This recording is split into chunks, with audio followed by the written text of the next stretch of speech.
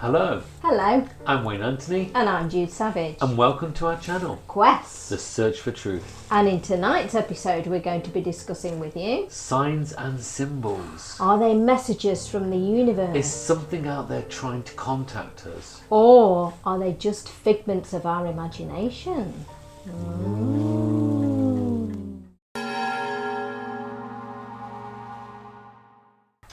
So, Wayne, what is a sign or a symbol? Are they the same thing or are they different? Is a sign a symbol and a symbol a sign, or are they completely different things? Well, if you go back to the old ways of doing things, and you've got a sign. So a sign is a sign from the universe, or something that arrives to tell you that something's going to happen. Right. Yeah. Okay. And the sign is the symbol. Okay. So the symbol, whatever that thing is, let's say it's a dragonfly. Yeah. And it comes and I think it goes back to when people maybe went out, ancient man went out hunting, and he went out hunting and he saw a hare. Okay. And he went out hunting and he had a brilliant day that day. Yeah. He killed 3 bison and was able to feed his family for the next month. Yeah. So the hare became a symbol of that. Yeah, so the next time he went out again, it was a really, really bad, day, and he didn't kill anything. 3 weeks later, he didn't kill anything. No food was gained. And then the day after that, he went out. But when he went out, he saw a hare, and he killed 2 bison, and was able to feed his family for another period of time. Okay. And then he started to think, you know what? Every time I see this hare, I seem to have a really good day. I seem to have a really good catch when I'm hunting. Right. So in that instance, it's not necessarily the hare itself. It's because it's what it's suddenly become to that person. Now we know hares have always been these very mysterious creatures in nature that ancient man as well as modern day man see as sacred, and I believe they are sacred creatures. They're creatures of the moon, as they're called. Yeah. And I think that happened with things like butterflies or bumblebees, and that's very much alive today. Yeah. In Irish culture, it's called a totem. What is your totem? So I have a totem, and every time I see this particular animal, which is a bird, I dread it because I think something bad's coming. But what you have to remember with signs and symbols, portents, harbingers, is that they are always out of context. Yes. So if, for example, you see a bat during the day, yes, because bats are nocturnal, so absolutely. that is out of context. It's out not. of context. If you see a bat at night, that's normal. It's just a bat. Yeah. Whereas if you see a bat during the day, it's not normal. Absolutely. Same with other things. So like birds are quite common out during the day. Yeah. But if you perhaps see one in your house, I mean, traditionally that's bad luck to have a bird in your house with something. Yes, no, a lot of people believe that, don't they? That if a blackbird comes into the house or the robin, it usually signifies a death. It's a harbinger, a portent. Or your animal. So everybody, you can have your own animal. Yeah. My particular animal that I dread to see is an owl. Yeah. My brother's is a butterfly. He doesn't like a particular butterfly. Yeah. My sister's was always a bumblebee. Yeah. And my mother's was always a frog. But not just frogs. You see frogs everywhere, don't you, in the garden? It was out of context. Yeah, I mean, you mentioned the dragonfly. Mine's the dragonfly. And I've seen sometimes, I mean, we know that in summertime dragonflies are common. Yeah. But I have actually seen a dragonfly in November. Yeah. Which it shouldn't even be there. In the evening, probably. And it was. They like sunlight, don't they? And it was completely out of context. Well, that's like my mother, because my mother found one. She opened a suitcase once back in the 1970s, and out jumped a frog in a suitcase that hadn't been opened in a very long time. Now, many people won't believe this, but she said, death is coming, something bad is coming. Yeah.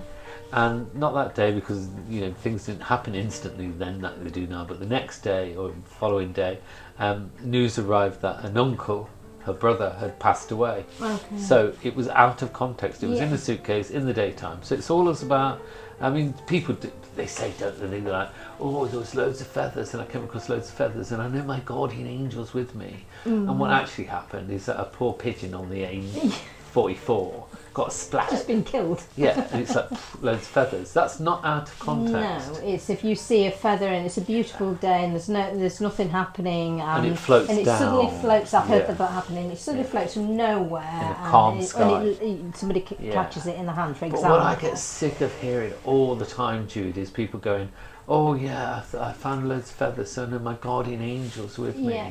And I was walking along in the woods, and there was this pile of feathers, and it was like these beautiful feathers, and I'm like, "Yeah, because a fox, a pheasant, Yeah, the night before." And that's not out of context. no, it is where you see these things Yeah. as well. Now, you talked about totems. Do these animals, which Yeah. might be your totem, do they always?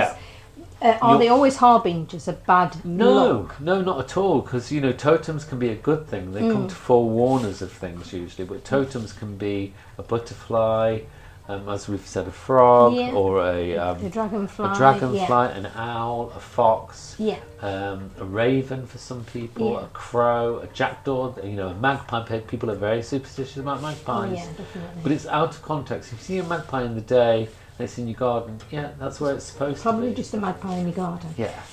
If you see a raven and you go out in the garden at night and you shine a torch and there's a raven in a tree croaking at you, be Yeah. worried, Yes. Okay. because it's not its natural its habitat. It's come to warn you about something. Yeah. And there's things in Shakespeare, isn't there, where Oh, the lots owl of things. shrieked The owl and- shrieks and the cuckoo cried and the whatever. Yeah, they're all things. So right back then, they were considered. So this has been something that's been going Absolutely. around Yeah, for a yeah, long yeah. time.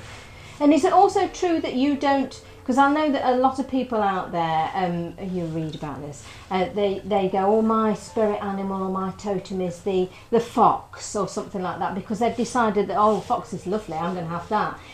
I don't know if you agree, that you pick your totem. I No. think it chooses you. Is that Yeah, right? Is that what you think absolutely. too? I mean, you hear so many people, don't you, that say the raven. Anybody Yeah. that's into sort of mystical things, Yeah, will or go, "Oh, gothic raven." things. And they always call themselves, don't they, Raven Moon? or- Yeah. I think the raven mad, to be honest with you. Because why is it that? Why can't it be a mouse? Yeah. Why can't it be a grasshopper? Yeah, it's You quite know, often something quite unusual that will pick you as well, isn't it? Be very, very careful of people that say that their totem animal is a raven, or it's a wolf, or it's something that's associated with the mythical side of things. Yeah.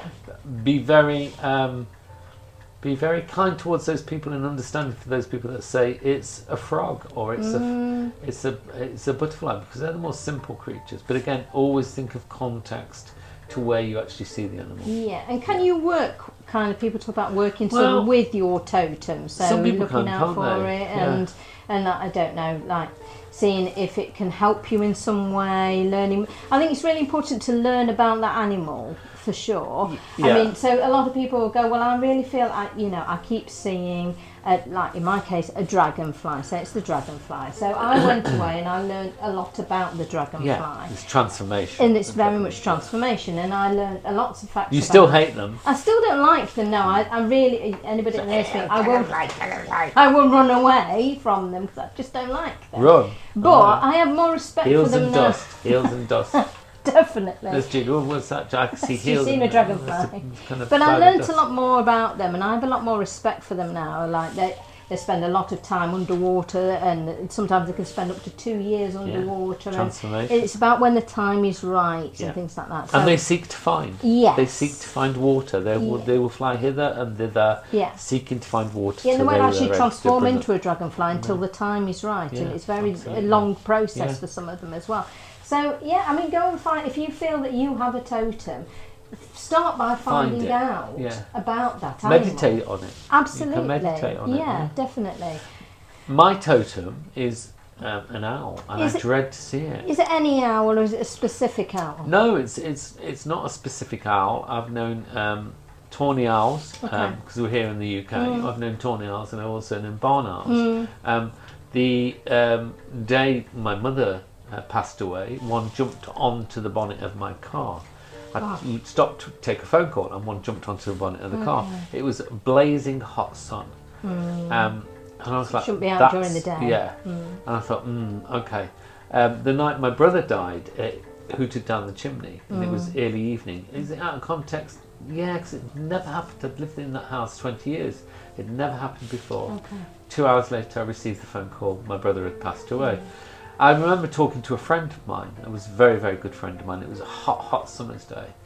And there was a dead tree in the field, probably 100 yards away. And I remember looking up, like he's talking to me, and I remember looking up like that, and there's this owl in the hot blazing sun sat on this dead branch, just glaring at us. And I said to him, "That's weird. You don't see owls in the day." And he went, "Oh, it's stupid."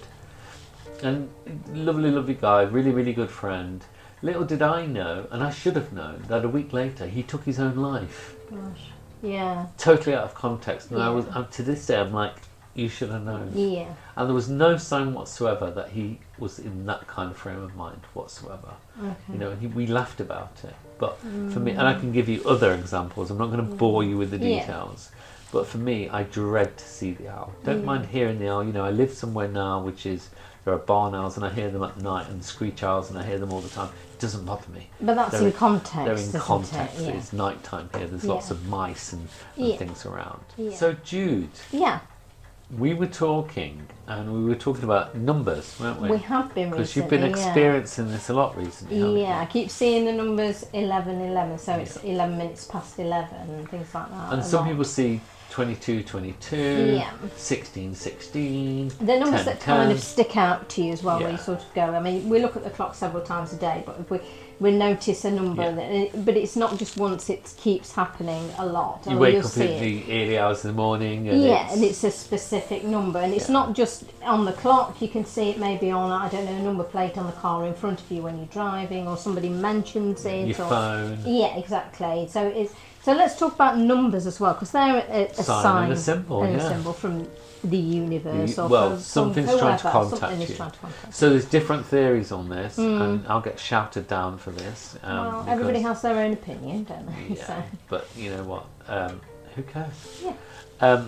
You find your own opinion. Absolutely. We don't mind. This is just information, and we've said, and we've previously, and we'll say again. You know, you can look into this. We're not going to spoon feed you. No. Go Google. Yeah, find out for yourself what you feel. That is And what right. sits comfortably in your soul, go with it. Yeah. That's what we would say.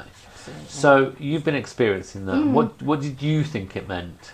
Well, I mean, I always worry about things anyway, but I just think, is it kind of counting down to an event, or is it something? Is it trying to warn me of something? Is somebody ill? I mean, one of my family members was ill, and I started worrying about her and things like that. And and so I started trying to make it fit to different things, but I sensed something is going to happen.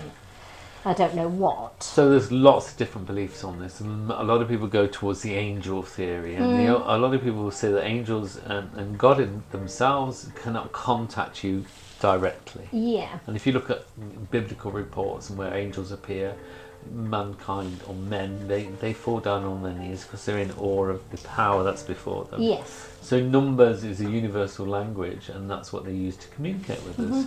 So numbers, whether you believe that's your guardian angel contacting you, whether that's Angel Gabriel or Michael or Uriel or Raphael, it's fine. In my family, what we've believed long before this became fashionable is that when you start seeing those numbers aligning, 12, 12, 11, 11, 10, 10, 22, 22, whichever type of clock you're using, it's counting down to an event. Okay. And it's warning you. And that can be a good warning, not just a bad warning. Okay. That prepare, because there's something coming, and it's not going to follow the order in terms of 5, 4, 3, 2, 1, blast off. It's not going to follow that order. That would make it too simple. Yeah.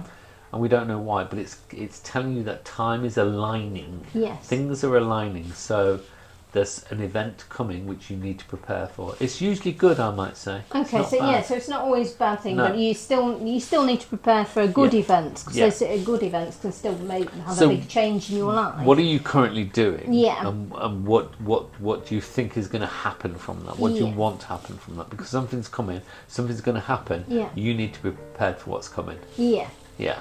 So, I mean... So, do you see signs and symbols? Do you see patterns in things? This is the thing. Do you have an animal that you see a lot, that, when you see that animal, that creature, that insect? It can be an ant, it can, like we've said before, it can be a butterfly, it can be whatever appears to you. Yeah. For some people, that's also going to be seeing certain plants or flowers. You know, it can be that's a good whatever. point, actually. What is your sign and what is your symbol? And more importantly, when you see it, what is the universe, whatever's out there, what's it trying to communicate to you? Yeah, pay attention to it. Yeah. And that's the important thing, and prepare yourself for whatever. Like Wayne said, it's not necessarily a bad thing. No. It can be something that it's just the universe trying to get you to come together and sort of say, this is about to happen. So Yeah, be it is prepared very for much. it. The universe is saying, we're doing this. Yeah. You need to be preparing that. Yeah. Because we need to meet in the middle very, very soon, and we need to sort something out. Yeah. And when you ask for change, a lot of people pray for change, meditate for change, you know, have the positive mindset of wanting change. It's fine, that's fine, but be prepared that sometimes, you know, things have to go wrong before they go right. Yeah. As my grandmother said. Yeah, I think the that's undoing a really good is point. the doing. Yeah, so sometimes you might go, well, I want this massive change in my life, but to go through that is quite a big transformation. The undoing is the doing. It's kind of getting rid of all the negativity and also putting you in the place that you need to be. And a lot of upheaval comes with change, but actually, trust in the universe that it is actually putting you on the right path. So try and go with it. Don't go against what the universe plans. If the universe says go left and you then choose to go right, then you do so at your own peril. Yeah, I mean, that's up to you to do that. But we all go, universe, what are you doing? Yeah. Why am I doing this? Why are you putting me through this? There is a reason usually. Yeah, you have to go with it and trust it. Yeah. Because it's not necessarily kind, but it is putting you in the place that you should be. The undoing is the doing. Follow the signs and follow the symbols, and more importantly, make sure they are in context to where you are in your life.